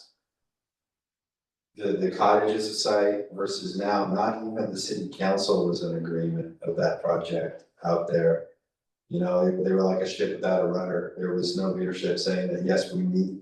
Then it became, you know, the Zimmerman and that group was like, do we need a fire station, why don't you go to Seaside, aren't you guys just a bunch of ants, you know? yeah, Camper Eddie is gonna Ambulance come dollars, save us. Friday is gonna save us and all that, then the leadership became even less, Rudderless. yeah, more rudderless and started going, well, I don't know. And then that I don't know got out and people were like, well, I'm not voting for it if these guys don't have their group together. And we got a better opportunity here. Well, everybody wants their fireman's ball right here. I mean, that's the reason, you know, and this is the hub of your heart. Fire station's always been the hub, the central hub of your. Not that we have much of downtown area. It's maybe coming up a little bit more again, but yeah. And I think we realize that now. Now that we've got that one solved, we should be able to concentrate on some of these. Yeah. things here. Okay, communication strategy, we're gonna work with FFA on that, but this, everything that we're doing now is coming together so that we can collect that information. We do Yeah, budget allocation for Facebook posting. I'll write it better to the editor as well. That's gonna be information we need much more, if, you know, although I disagreed with some of the things that were said at that council meeting, I do agree that, you know, we don't have enough information to start talking money yet, and really, we are gonna have to pin the citizens down, because they'll say no to this price, no to that price, what price will you say yes to? Because, you know, we're trying to reverse engineer this thing, and we're just flailing because we don't know what price, if you don't want that price, tell us what price you do, so that we know what budget you're gonna give us. And then at that point, when they come in and say, well, we want it for less than $8 million, that's when we can start talking about, okay, let's be realistic and why we can't make it for $8 million. That's when where we start the conversation from. And really, if I'd been thinking clearly in that meeting, that's what I would have said is, we don't know what the top level is, but when she said it will be built for no less than $10 million, okay, well then I'm gonna tell you right now, negotiating, I want it as close to $10 million as I can. And then you tell me why the number needs to go above. And if you can convince me, then you can convince them, because I'm the hardest sale on this, I don't wanna give up my money. Prove to me that any additional dollar of 10 million is required, show me how. And that's how we come up with our budget, but we do need some real details. It's not a bad approach, how do we start that? We start again, they've told us that realistically, it's gonna be $10 million, there's no way we get out of this for less than $10 million. Well, you've got public works that you have to do something. And that is included in the price. It isn't just the fire and police station, it's the public works department as well. Yeah. And that's, I don't think that, I mean, when we're talking about the public service building, police and fire, nobody even thinks about got a good stepsister that's in the room, Mhm. you know, and we need to get that out. I think that's gonna be one of the topics in this first. We need to What get does that the out, ground look like right now? you know? I mean, if your water main breaks, who do you think's gonna come get it, fix it? Well, there's no place to put public works. You know, we could be driving down from the water tower.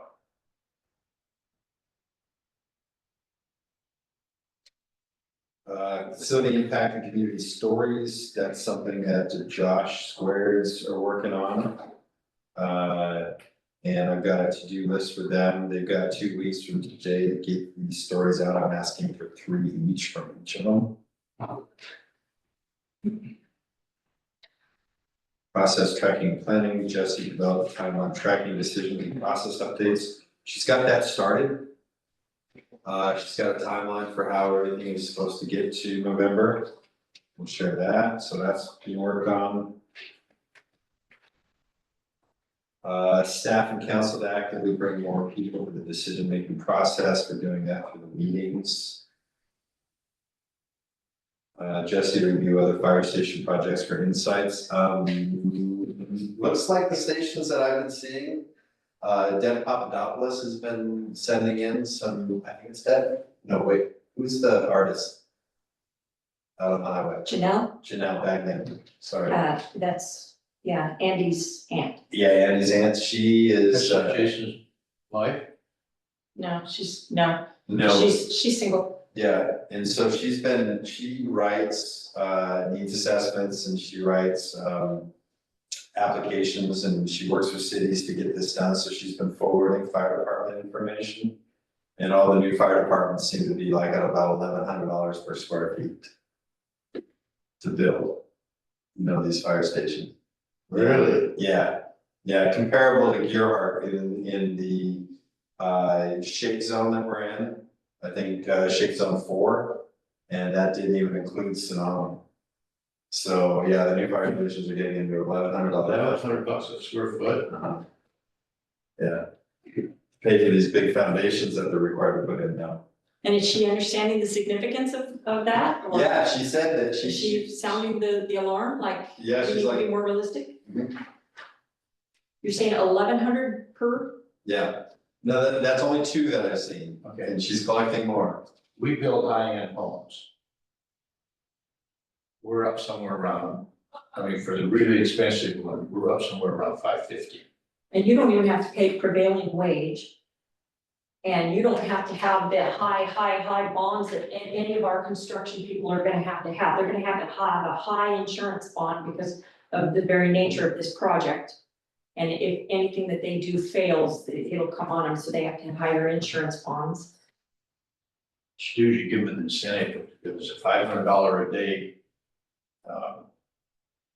liquidated damages, and then you give them $400 if they come in for every day under that. Well, that's timeline, but they also have to have, here's the other thing, is that this is basic economics. If I'm the only guy that can build this for you or one of a group of 5 guys that can build this, I can charge you whatever I want. And what are you gonna do? Because if those other 4 guys are busy and can't do it, you're stuck with me and I can charge you whatever I want. And that's what drives up the cost of these kinds of projects, because it's not just your guy that can do it. Now, he can come in and use his insurance bond to cover, let's say he wants to use Evans or A Plus or somebody else to come in and work under their umbrella, but they still have the insurance bond that runs up the price and they're gonna charge us whatever they wanna charge us because there's only a few guys that can do this. So it's good to have somebody like Clash who can bring in Yeah. as many opportunities as possible. This is what Zimmerman and those guys don't understand. Correct. You know, I mean, the reason we hired Klaus is to be our representatives. Right. To look after us. To And look call after, bullshit when bullshit actually, needs to to be. look after them. Mhm. The Zimmermans of the city. It's funny how they're complaining about that, whereas on the last time they were complaining that we didn't hire. Well, here's the analogy I would use. If I go in and get my car fixed, the guy's gonna look at me and say, guess what you need? You need bumper fluid and you need this and you need that, and you need this. Cloche Group is the equivalent of you taking your car in to be repaired. They're not gonna try and pull that kind of old BS on you because they're gonna understand that you know what you're talking about and you know that you don't need bumper fluid, right? Probably, I hope, please say yes. But anyway, that's the difference, is that it's somebody negotiating for us that isn't going to get the runaround and isn't gonna run us into unexpected costs. Okay, so we gotta get going, because I gotta get out of here, but, So Jesse's gonna review the other fire station projects for insights, and I've been sending her, back-ends information as well. nice. FAQ development, we're working on that. That's what we were talking about, all these things, plus what FFA wants. So I'm looking forward to working with them more. And this is our opportunity. We're getting to that point to where we want to be prepared for this first meeting as much as we can. So we need to get an agenda from FFA, Cloche, and the city of Gerhart meeting put together for the December 3rd meeting quickly. So that's one of my main goals, is to get that agenda set for the December 3rd meeting. Okay. And yeah, and it's gonna be really important that we revisit that after the election. As if we have new members of the council. There might be changes and I don't want you guys to waste your time going down. Do you guys have any initial comments about the goals that were put together there? I do, I like them. But under build a compliant and resilient facility for growth. I would take out state and federally compliant, because that looks odd to me. And I would say just take that out and design a public safety building that effectively meets the needs of police and fire personnel, ensuring resiliency, adaptability for future growth, and compliance with modern safety and building standards, or building and safety standards.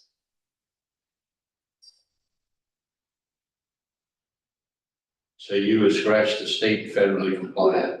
Yeah, I would, the state and federally compliant, the way that is written there, if you could rework that, I'd be fine with it in there, but since I couldn't figure out a way, I would say just scratch it and add it in at the end that you want to meet modern building and safety standards. And I don't know if you want to say operation standards, I mean, they're kind of implied by the safety standards. So modern safety, building and operation standards. Okay, I'll give that a shot. But other than that, I think Chris did a great job. Yeah, Rita and Sharon came up with the first one, and then we made some changes to it, and this is the second version. They both gave that version a thumbs up. We're gonna bring it in as it is now to honor their work, and then we'll make changes at the meeting. I like it. Okay. Yeah, thank you guys for working on that. I think that. Okay, we got some things done, we got some things to do, but we'll keep this sheet, I'll bring this sheet again to the next meetings and start checking things off that we're working on, or at least concepts that we can talk about. It's not, we don't have to talk about all these at every meeting, but at least we need a plan for when we're gonna talk about them. And we're not talking about any of this tonight. Tonight is just trees, Just trees. just trees. It should be a short meeting. Hopefully, Thanks you two for coming. I'm hoping.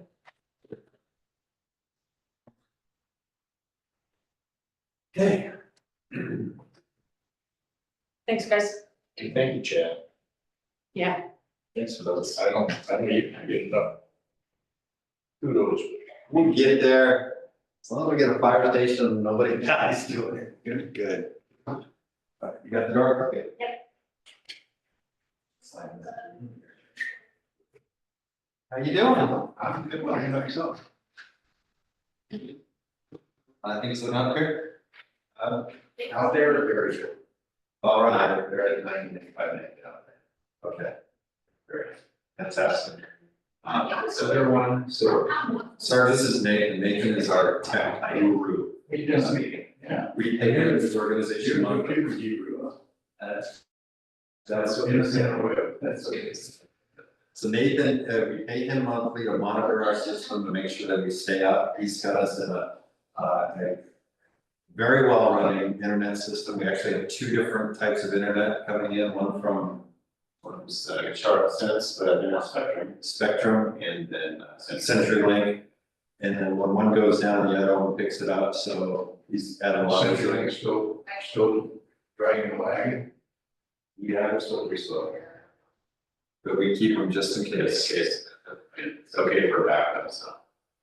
So we're paying for two, monthly bills, but it's a good backup. We're hardly ever down. Yeah, well, yes, we were doing one of the Schnitzer girls, South Cottage, South America, just south of Mississippi Lake. I went out to CenturyLink up there, Astoria, to get some cable. Because we had to go from Bolt at the end of the street, there was all out of the house. Going in there, there were two guys in there. I said, I need a roll of cable. And he goes, I don't even know what we're doing. So we're so people are dropping us off bad habit. So, well, there's still people that believe in landlines. Businesses need landlines. Yeah. Nathan's done a good job of keeping us up there. But I mean, do they have fiber optic? There is fiber in the area, yes. Right now, depending on how far away it is, the construction officer still kind of high for some organizations. So CenturyLink has fiber optic? And as far,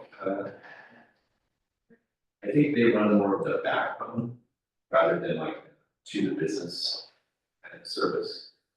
we've got two fiber lines, one on the highway and one that goes up here. Gunpowder. And it's supplying the Verizon station that is in McMillan's building, and yeah. So it kind of goes around us, we don't have access to it right yet. Yeah, that's the thing. There's a provider wave in the area that does end user fiber, and I asked them about this location. But Let's just check on it for me. yeah, it was like between 400 and 700 hours a month, Yeah, Yeah. But they need to do what we did with the water system. They need to loop it on around here and bring it back down to the highway. Yeah. And everybody could be on Facebook. Thanks for coming by. Pleasure meeting you. Nice to meet you. You bet. Okay, Yeah, so, yeah, this is a little device here that controls your Wi-Fi. Yeah. I want to make any changes, I have to go through this. It's very small on there. Chris, that's what it. It's wiggling a little bit. Yes. Pretty fine. That makes, I get huge to out the curve forward, sign up and so I could get into that side. What I was able to do is follow the process and grab a backup of like the 100% score, so.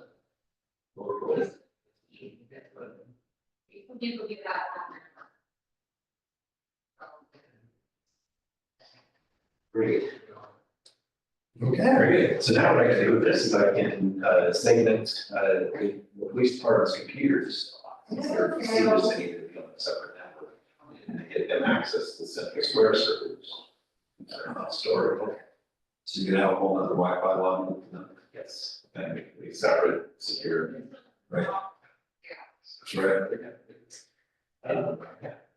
Okay. But Keep on keeping on. I'll be around if you need anything. Okay.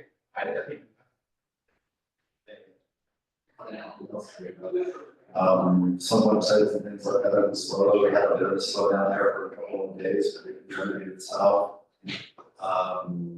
Had some phone issues, but I think that's more about the go-to issue, and I think that during the future, I'll probably be having to look at another solution. Gotcha. I can't say things, I can't transfer a phone call, save my life. Oh my gosh. You You want me to show you what we? yeah, Okay. Yeah. I'll work something up and I'll reach out to my reps and ask them, okay, cost wise. You know about how many people Yeah, I think it's a information based on the last one. And, kind of like that, go-to is not as neat as that. Gosh, that's our jokes. Sorry. No, that's all right. Not you, the guy who sold it to us. Oh, yeah, I'll be here the whole time. First call, no, you gotta call the 800 number. If it's important, they'll call me. Okay, here we go. Here we go. Yeah. Yeah, the phone guys. Gosh, this is one of our guys. That was at America's. Yeah. Okay, yeah, I know that big points in there. So, yeah. I'm not very happy with them and my wife's not very happy with them with the business either. Their business up. So. Okay, yeah. Okay. All right, well, let's keep touch on the, let's just take care.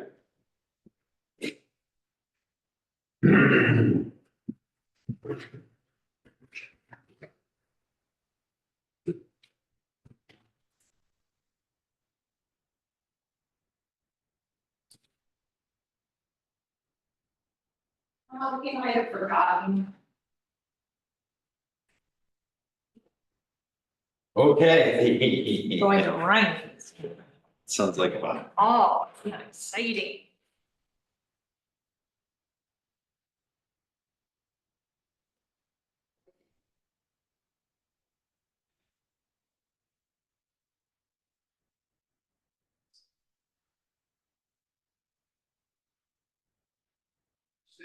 Sir.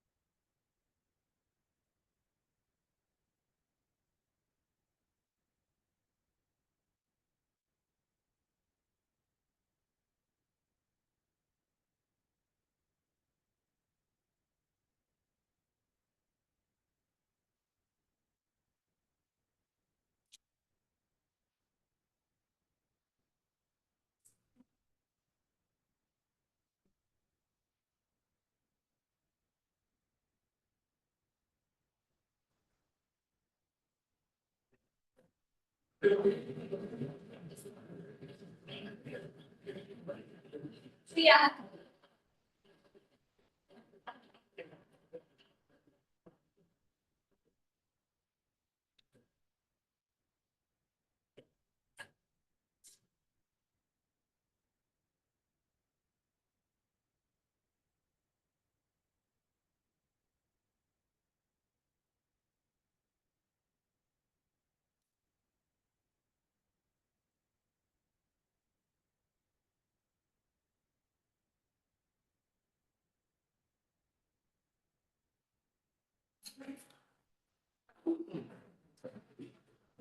And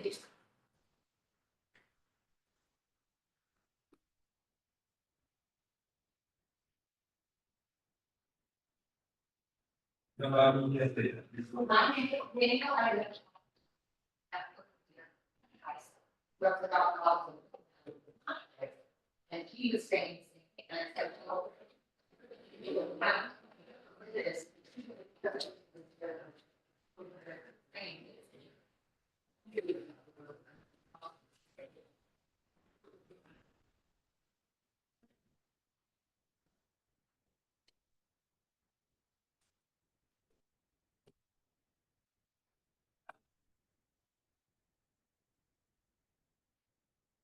That's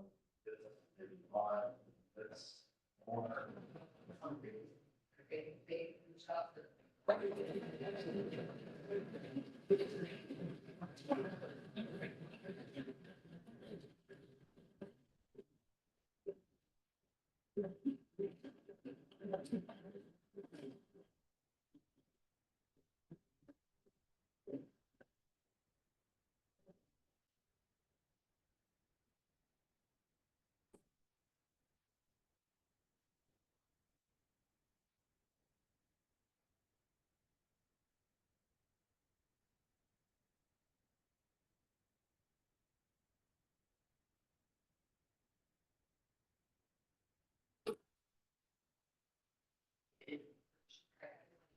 The votings that they do. So if they were to vote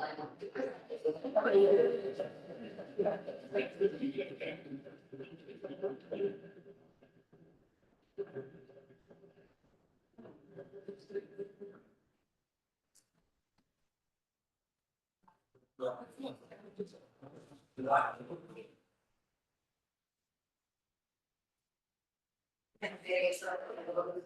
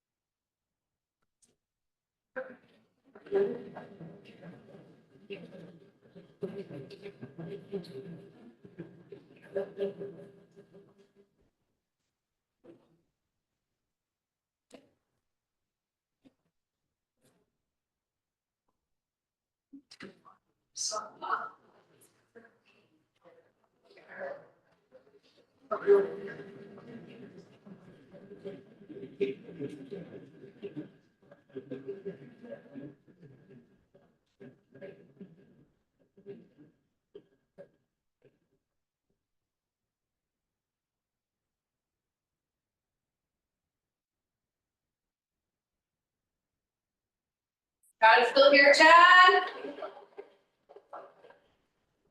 Chad still here? Yep.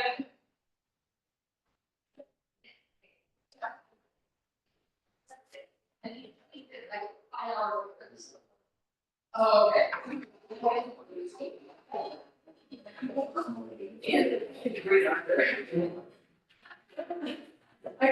Are anything work through here?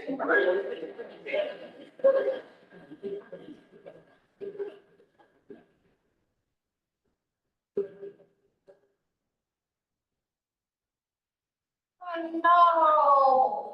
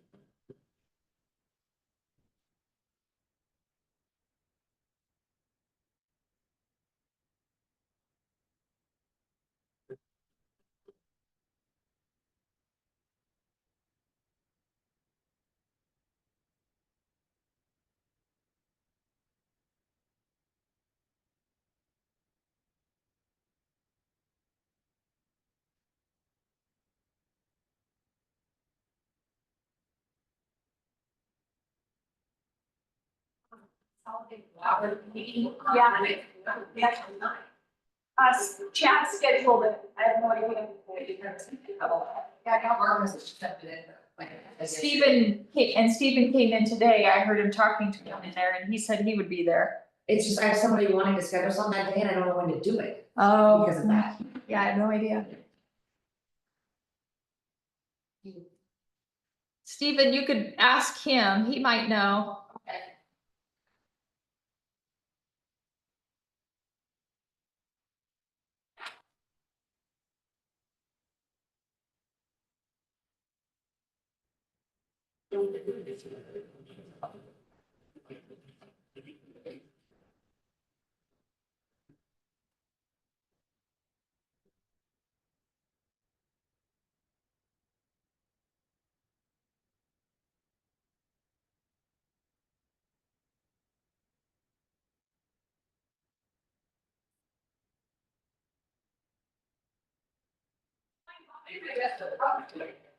That's weird.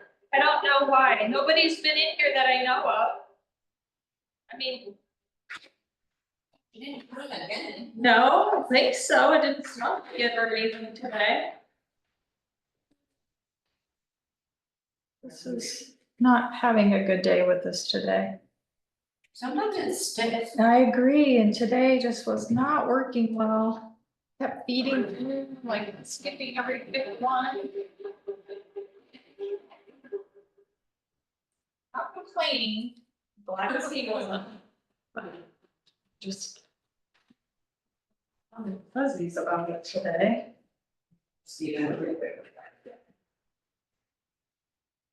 I know for sure he was in talking to him about it this morning, because he said he would be there.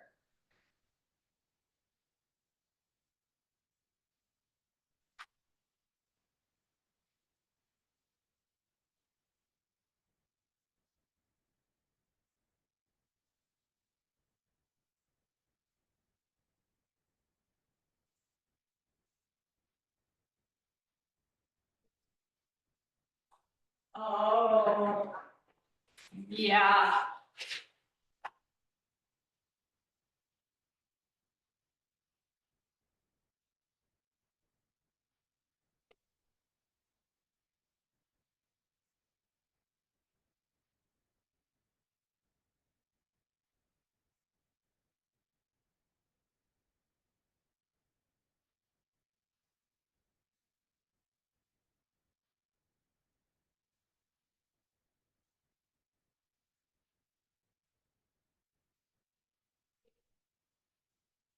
Your wife was good.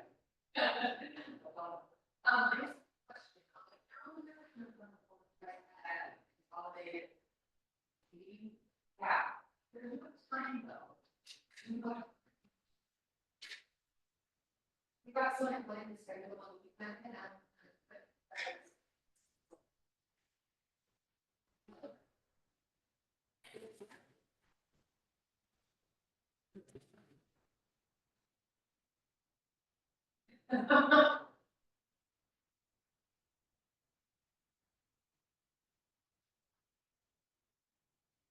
perfect, and I'll edit it and chat, we can all have the changes or ads or all.